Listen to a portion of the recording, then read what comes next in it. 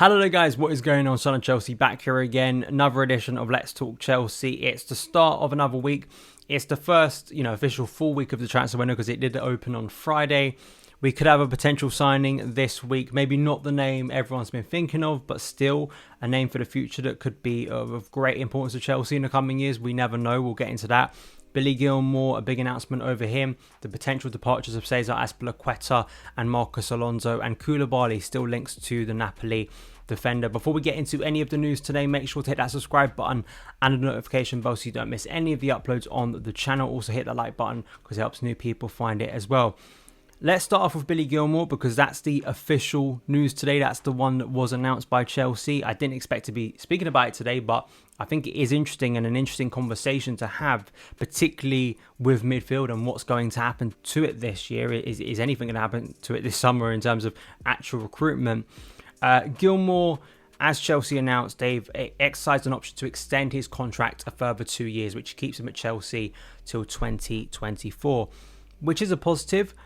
Because he has proven himself already at a very young age to be a very exciting talent in the centre of midfield.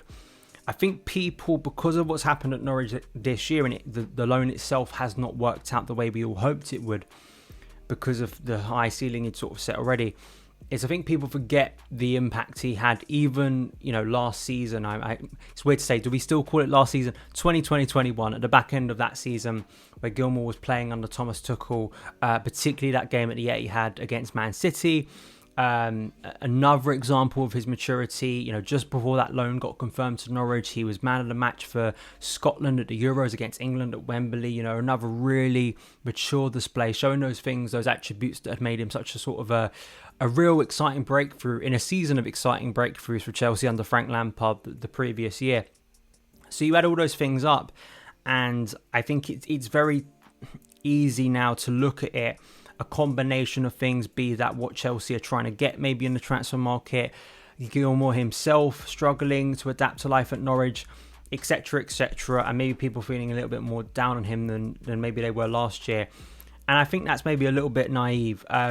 Given how poorly things have gone at Norwich and given their track record in recent years when they've come up to the Premier League and not having the squad to compete at this level, I think you have to give some leeway on that front.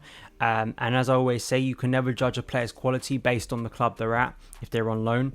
I think that has been proven time and again. I think Trevor Chalobah really proved it. If you just looked at the clubs he'd been out on loan with before coming back to Chelsea and being promoted under Tuchel, it'd be very easy to go, well, he isn't ready for the level of Chelsea.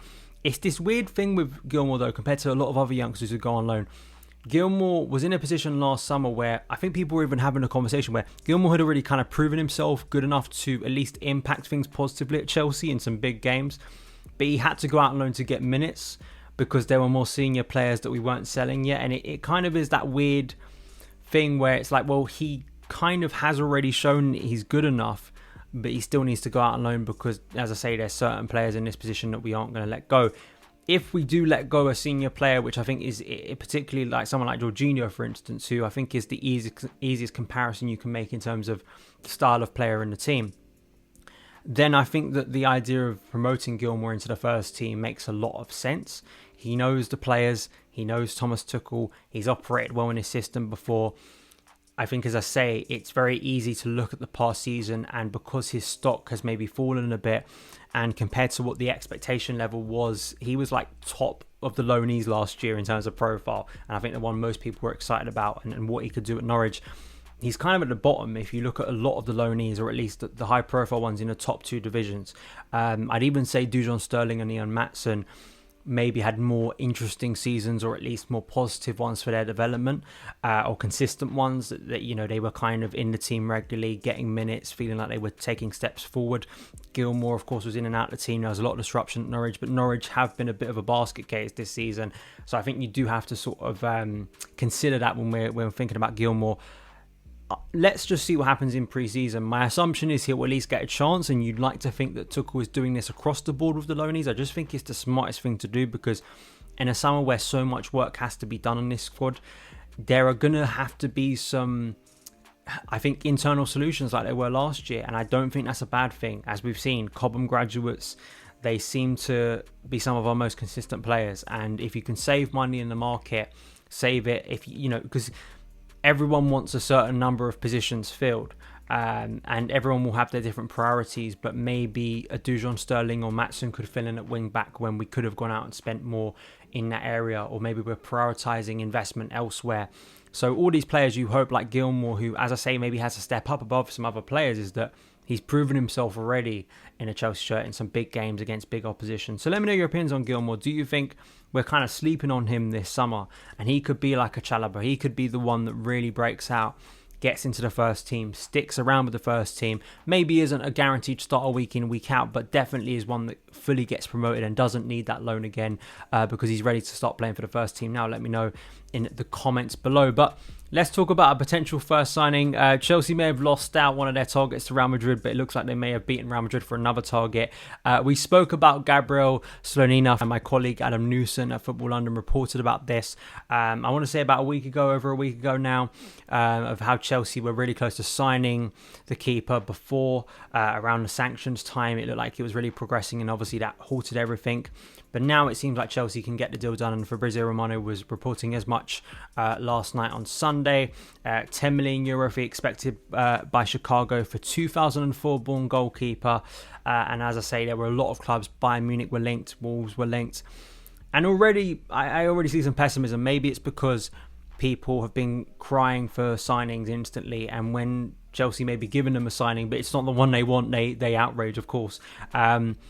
But also, people were already showing clips of him making a few mistakes as a very young keeper and making a flippant judgment over that. As Adam Newson reported about, the high likelihood is, it seems almost certain, that Chelsea will loan Slonina back to Chicago, at least for the rest of their season. It may even be a little bit longer than that. Given his age, given his development, this very much is a signing for the future. With the amount of interest across Europe, you'd like to think this is a hot prospect. One keeper, it could be another Courtois situation, for instance. I think that's what people are comparing it to. That doesn't mean he's ever going to get to that level, but for keepers, like in age, he's I think 10 or 11 years younger than Edouard Mendy. Keepers are very different in terms of age and their longevity in the game and when they peak. It's such a weird position and such a unique position, and him coming and sitting on the bench for Mendy would make no sense for his development. So going to the MLS, which I think has been increasingly getting better in terms of level, hopefully, would be best for his development if we do get this deal over the line, which it looks like Chelsea are in pole position to do. And listen, just because a deal gets done first, it doesn't mean that that's the priority signing for the first team this summer. Deals progress in different ways, and it's something I wrote about for Football London on Sunday, is that just because Fabrizio Romano or Sky Sports or whoever you follow isn't announcing signings instantly, it doesn't mean that Chelsea aren't doing anything. It's quite clear when I've been talking to you guys in recent weeks about the reports from Matt Law, the reports from Adam Newson, that things are going on behind the scenes. There are meetings with agents, there are potential clients being offered to Chelsea, like a Gabriel Jesus. There is potential interest in Raheem Sterling. We know about the long-held interest in Jules Koundé and how far down the line that deal is, especially on the player side. Ousmane Dembele, we've heard so much about that, and there may have been some verbal offers given, or there is an increasing confidence that Chelsea could be getting Ousmane Dembele this summer. All of those things, as I say, just because things aren't being officially announced, it doesn't mean things aren't happening. And as I've learned covering Chelsea for a number of years, deals happen very, very rapidly sometimes. You can hear nothing for weeks and weeks and weeks, and then within the space of sometimes hours, like under a day, these deals are wrapped up. So I just be patient. Listen, it's the 13th of June. It is kind of a little bit frightening how close preseason is, more on the player side and their welfare side. Listen, preseason officially starts a couple of weeks away, but there's a lot of time to go, and we don't know how close deals are. I think this is another one that kind of proves it, because we did hear a little thing a few weeks ago, and now it's progressed to a level where Chelsea look like they're maybe ready to get the deal done. So let me know your opinions on this. I think it's one for the long term. I don't think that's a bad thing. Maybe it's a win-win financially for Chelsea if they sign him on a low fee, under 10 million. In the long term, does he turn out to be a brilliant keeper that Chelsea eventually promote into the first team, or is he someone we can sell on? That's kind of it's one of those deals, isn't it? So we'll see on that front and see if it eventually gets done. But maybe the official first men's team signing under Todd Boehly, which would be quite funny, to be honest, because I think we all expected it would be Jules Koundé, but it may not be. Let's speak about Cesar Azpilicueta and Marcos Alonso. Different reports here. Fabrizio Romano again. He's been reporting a lot about Alonso wanting to leave Chelsea this summer, plan to go to Barcelona. Personal terms have already been agreed on the Barcelona side, but they're just waiting for the final price tag from Chelsea. And he does mention Dave as well has Barcelona 2-year deal bid available. Matt Law reported that apparently there are going to be talks with Cesar Azpilicueta after his international duty with Spain ends on Sunday, which was yesterday. Chelsea are still awaiting basically what Dave is going to do over his future. Both of these players, I have different feelings towards. I wouldn't be opposed to both leaving. But with Azpilicueta, I'm kind of a little bit... I personally feel like it is the right time for him to move on. But unfortunately, because of losing both Rudiger and Christensen, I just feel that maybe the need to keep him for another year in terms of bodies and that experience makes sense. But as Tuchel has expressed himself, there is kind of this concern that if Dave is maybe not fully committed or he's not the player starting week in, week out, he may want to go to Barcelona and be that player.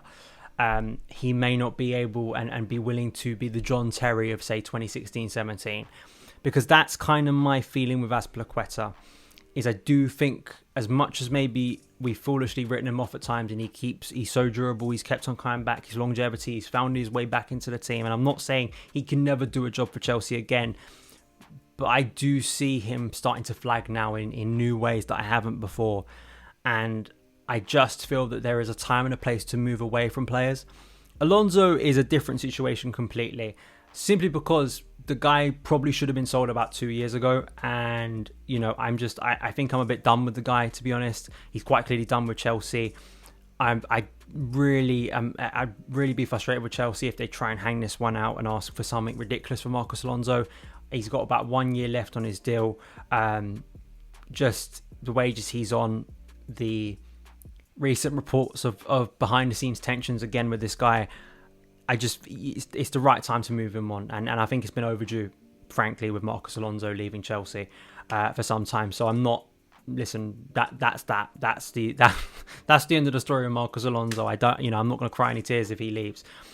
I think it's more of a debate with Azpilicueta, because it's like, especially if Jorginho leaves as well, how many sort of senior players do you want to lose in one summer when you're trying to rebuild? I just think it's what Dave wants. If he wants to stick around, he's given so much to Chelsea. I think you've got to respect his decision, whichever way he goes.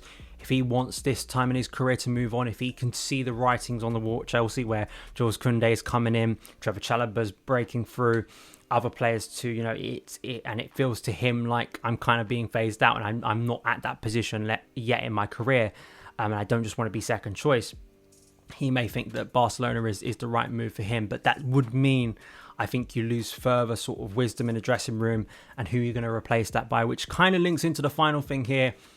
As I've been mentioning with Koulibaly, which is a name that continues to get linked, there's still some reports coming out of Italy from Gazzetta that Chelsea have sent Koulibaly a €10 million net per season offer.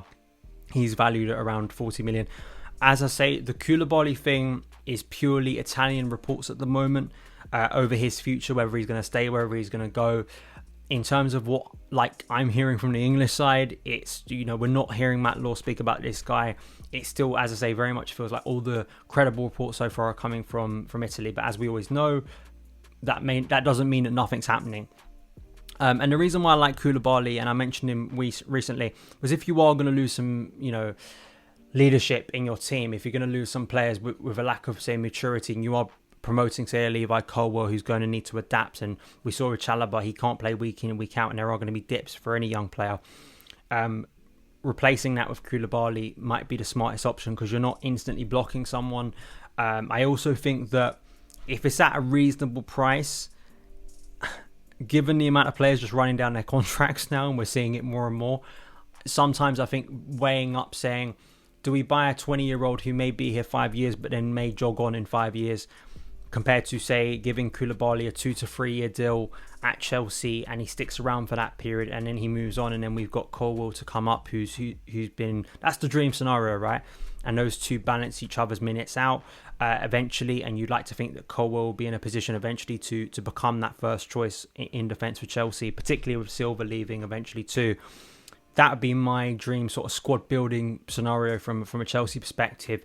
And Koulibaly, for all of his experience, and you again, like Vardiol and other names around a similar age to Colwill, there's several targets to get mentioned where I'm like, I don't know why Chelsea should be spending 50 million plus potentially on guys that we already have in the academy at a similar age who are already getting senior football that the club quite clearly rates highly, and a lot of people who watch him on a regular basis rate highly. And we know, as someone who did watch a lot of Colwill last year, you can already see the development there. You can already see another Guehi situation developing, and the amount of Premier League clubs circling for him is not a coincidence. Just as it wasn't for Mark Guehi last year, just as it wasn't for Kairo Tomori. There's a reason why there's interest in him already, and I think securing his future is so important. And it just sends that signal that I think it's just such a nice balance with Koulibaly. If you could get him over the line, it's like you're bringing someone who's got so much experience, is a cool head, I think can still give something, a bit like Silva wanting to come to the... I think there is a danger that we think that Silva, you can just create another Thiago Silva, and any aging defender from a European league coming into the Premier League is going to become Thiago Silva. I think Silva is absolutely one of a kind. But Koulibaly has continued to stay at a certain level that makes him very impressive. And again, it's not blowing all the budget on one player, even though I suspect the wages would be high for Koulibaly, and Napoli are a difficult club to negotiate with, even with sort of the leverage you have over him only having 1 year left on his deal, which is, a little bit different. And I know a lot of you guys have sort of said already he's kind of the preference on that left side of defence, or at least if we're going to sign two defenders this summer, Koulibaly and Koundé, I think offer enough, you'd hope, and would be decent options. So yeah, we're into the week now where you'd like to think stuff's going to start happening. We've got the fixture released on Thursday, which is always a fun day. I will do a video trying to break down a fixture list that we will overanalyze to a stupid point because we don't know what's going to happen in the season. But I sort of joked about it on Twitter today. There are certain things that we know about with Chelsea and trends over season and the winter crisis and, us starting really well. But I'm excited to see how the season shapes up for Chelsea. Of course, you've got the World Cup this year, and I think maybe diving into the break of who we play before, who we play after, all that good stuff. So it'll be a fun day, and hopefully we'll have the new kit soon. We will have a potential first signing, whether that's Slonina or whether that's Jules Koundé or maybe it's someone else. I think there will be movement this summer, and I just think it's about remaining patient. Don't throw your toys out the pram instantly. We can be critical of Chelsea in the transfer market. There's absolutely enough reason and enough examples in recent years, very recent examples, to be critical of Chelsea in the transfer market. But let's just see what happens. I don't think we can get really outraged before actually seeing the signings, the activity, what the activity is, the lack of activity, the type of players we're bringing in, potential sales, before we make a firm judgment. I just think that's very unfair. It just doesn't make a lot of sense to me, particularly if you're being outraged on day one, but then the window turns out to be very successful. I don't think it's the best look, to be honest. So those are my thoughts. Let me know yours in the comments below. Thank you guys for watching, and I'll see you again very soon. All the best.